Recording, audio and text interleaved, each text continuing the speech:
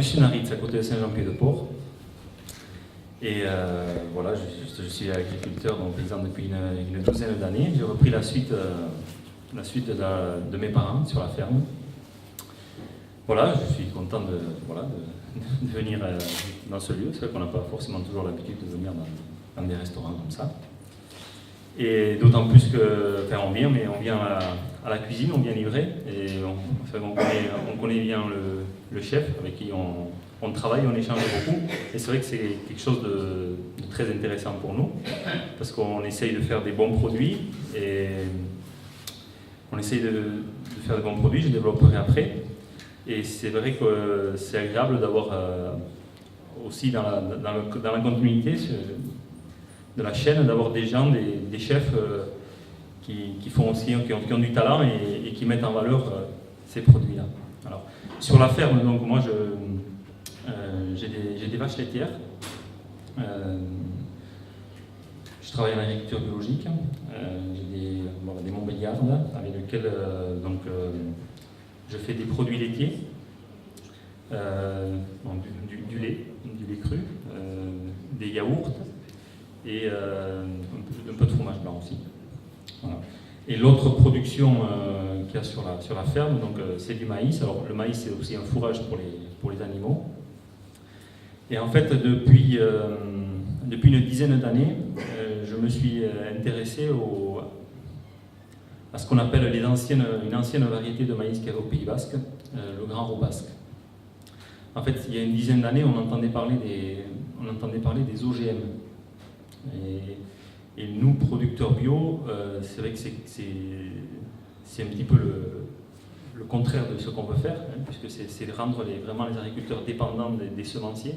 Que quand on rentre dans la logique des OGM, on est sur des plantes qui sont brevetées, on est sur des plantes où on n'a plus de contrôle, on est sur des plantes où on devient dépendant, parce qu'en général, les OGM, les OGM qui sont commercialisés, c'est des OGM qui produisent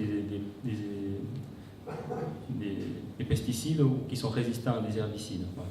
Et ça nous convenait pas. Et on s'est dit, si on veut être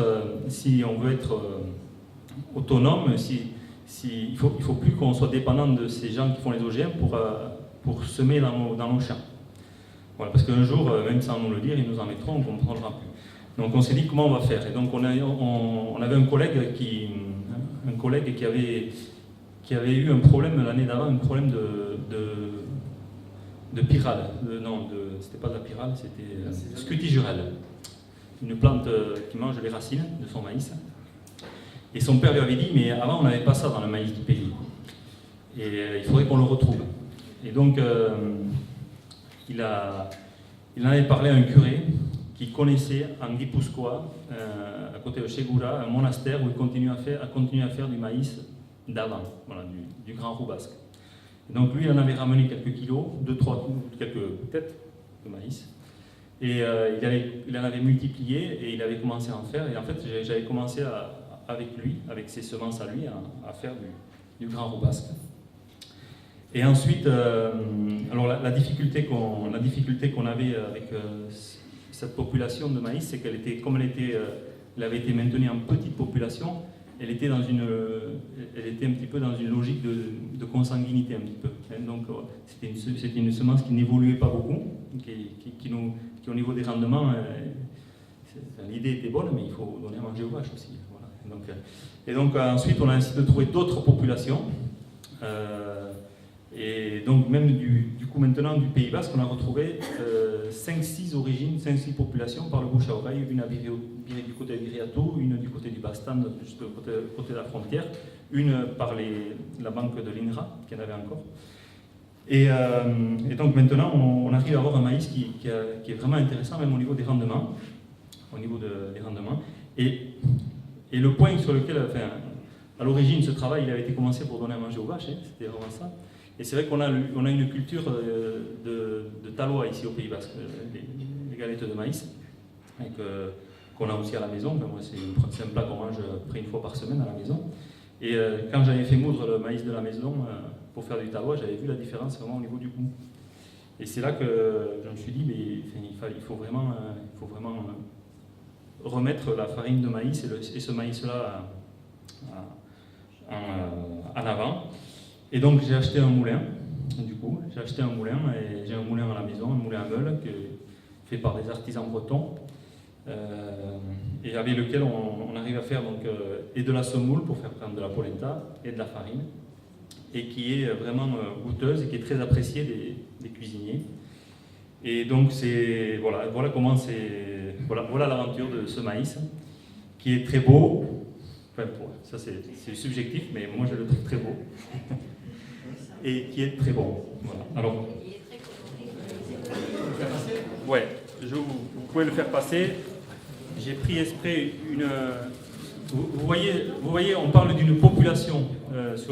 Une population, c'est comme nous. Il y en a un petit peu des blonds, il y en a un petit peu des chauves, il y en a qui ont des bonnets, d'autres des moins beaux. Vous pouvez goûter un grain, allez-y. Voilà. Et donc, on verra ce que ça donne à table. Voilà. S'il y a des questions.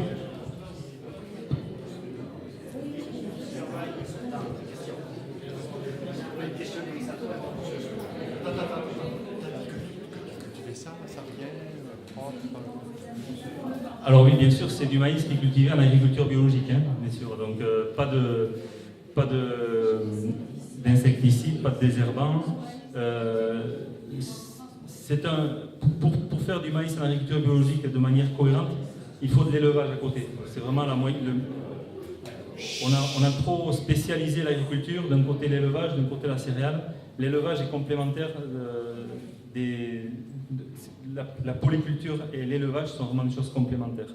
Pour faire du maïs, pour arriver à faire du maïs qui soit économiquement intéressant et qui fonctionne sans engrais chimiques, bon, il y a des règles, hein, c'est la rotation des cultures, c'est ce qui a été fait depuis que l'agriculture existe, hein, mais qui ne se fait plus depuis 40 ans. C'est la rotation des cultures, c'est la fertilisation organique par les déjections animales, hein, donc c'est cet équilibre qu'on retrouve sur la ferme, animaux, déjection pour fertiliser et pour donner du fourrage qui est remangé par les animaux. Et puis entre-temps, on en garde un peu pour les hommes quand même. Enfin, voilà. C'est la base de l'agronomie, ça. Voilà. C'est le b.a.-ba. Voilà. Mais c'est vrai qu'on l'a oublié. Et ce que je dis souvent, c'est que moi-même, quand j'ai commencé ce travail, je ne pensais pas que c'était possible de le faire et que c'était viable. Et les rendements à l'hectare, combien de gâteaux?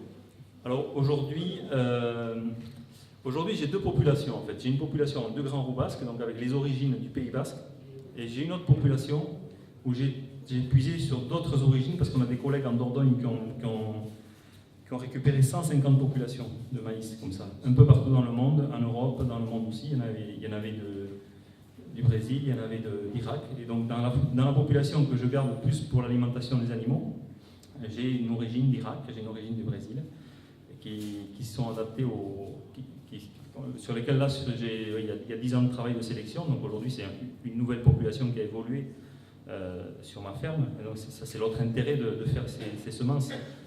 C'est qu'on est sur des semences qu'on fait évoluer dans notre contexte à nous. L'idée, c'est d'avoir une diversité génétique assez grande pour faire de la sélection adaptée à nos conditions, à notre écosystème. C'est ça. Et c'est une autre logique de l'agriculture. Où on a une logique d'agriculture où on réfléchit un système pour nous, c'est-à-dire un laboratoire où les chercheurs de l'INRA réfléchissent pour nous et ils nous expliquent que si tu veux chez toi, si tu veux faire du maïs, je te donne la semence, il faut faire comme ci, comme ça, tu mets les engrais, tu mets les désherbants et tu vas avoir du résultat. Donc c'est le modèle qui a été développé depuis 50 ans.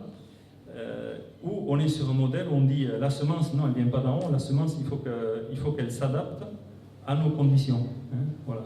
Et on essaie d'optimiser au maximum le sol, le climat, la géologie du sol, parce qu'il y a des sols qui sont plus riches en potasse, d'autres qui sont plus riches en phosphore.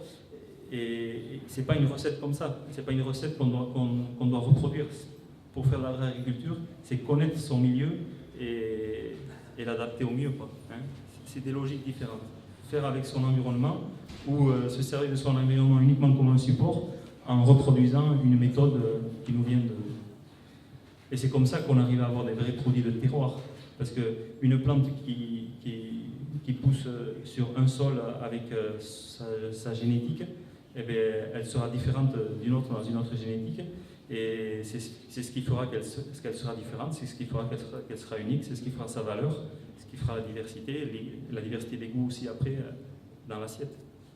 C'est une autre culture paysanne. Voilà. Mais là, vous m'avez pas dit Pour les rendements. Aujourd'hui, en rendement, on arrive à 80 quintaux sur la population pour les animaux. Même cette année? Cette année, un petit peu moins. Ouais, cette année, je pense que 70, autour de 70 quintaux cette année. À comparer à 130 en agriculture avec le maïs classique? Irrigué, en terre, meilleure terre possible, 130, hein, attendez. Avec, oui, très bonne terre. 130 l'an dernier dans les grands, Ouais. 70 cette année. Ouais. À 70 cette année. En irrigué? En irrigué? Non, en irrigué. D'accord.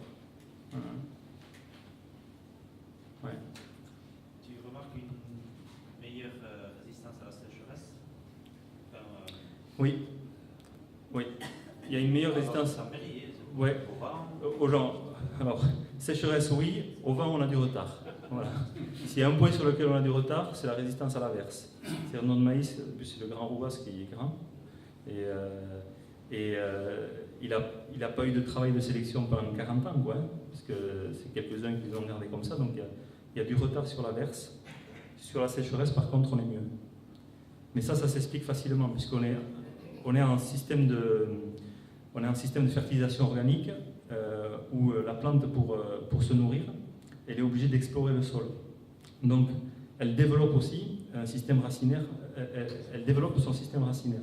Que si on lui met des engrais qui sont à 10 cm du sol, elle ne va pas développer les racines, et donc c'est une plante qui va perdre cette rusticité-là. Donc, tout l'intérêt d'avoir une plante qu'on sélectionne avec ces conditions de culture. Moi, je compare, si on vous met un pot de confiture tous les matins sur la table, vous allez manger et vous allez grossir, vous n'allez pas être très agile. S'il faut aller ramasser les prunes, vous allez vous muscler et vous ne serez pas la même personne. Mais c'est pareil pour le maïs, si on les met tout sur la table. Voilà. Alors justement, c'est ce maïs grand qu'on fait rentrer, et on a un projet pour le faire rentrer dans l'arche du goût de Slow Food, comme les autres produits que vous connaissez, qui sont déjà rentrés dans les 6 autres produits qui sont rentrés dans l'arche du goût. Voilà. C'est un travail qui est fait. Entre-temps, on a trouvé des clés à quelqu'un. J'espère qu'il ne rentrera pas à pied. Enfin, je ne sais pas. C'est Célestin à pied, là? Oui. Très bien, gagné. Mais voilà, t'es debout. Allez, t'es debout, on enchaîne. Bravo.